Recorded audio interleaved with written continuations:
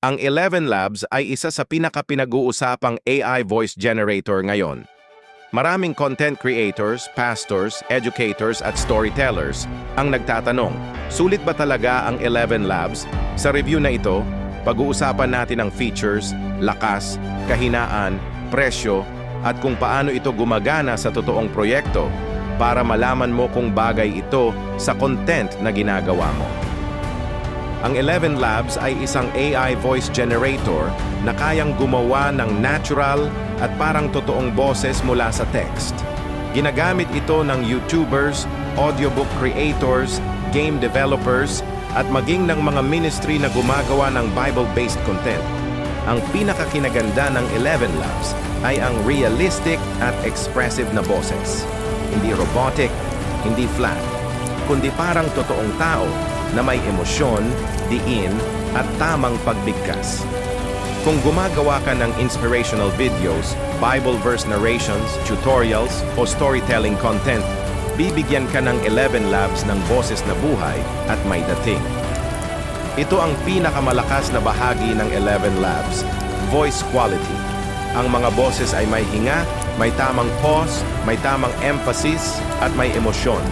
Marami kang pagpipili ang pre-made voices, malalim, warm, energetic, calm, dramatic, depende sa mood ng video mo. Pero ang tunay na magic ay ang voice cloning.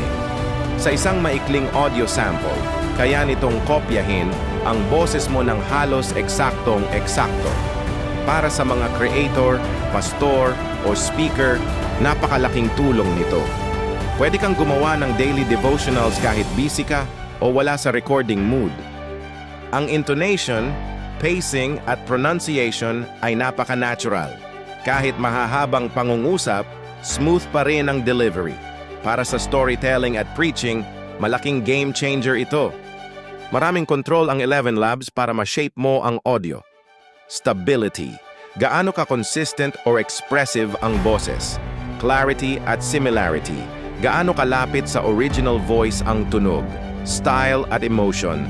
Pwede mong dagdagan ng excitement, calmness, sadness, o dramatic tone.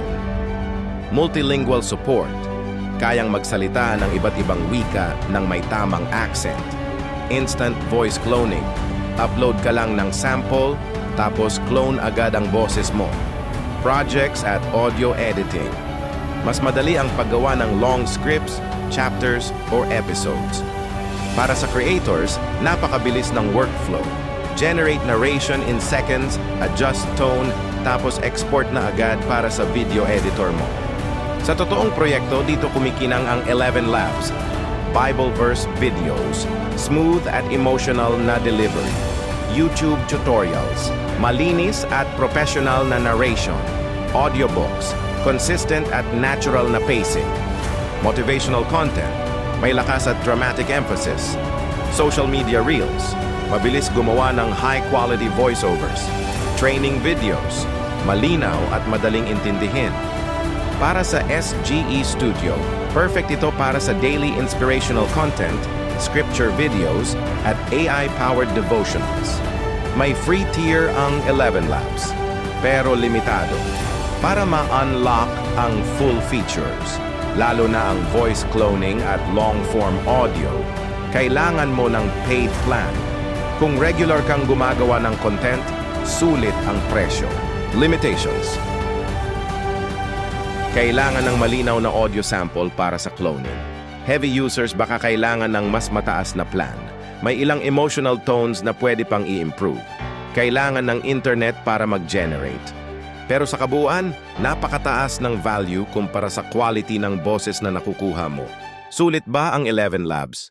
Kung gusto mo ng natural, expressive at human-like AI narration, oo, sulit na sulit. Isa ito sa pinakamahusay na voice generators ngayon.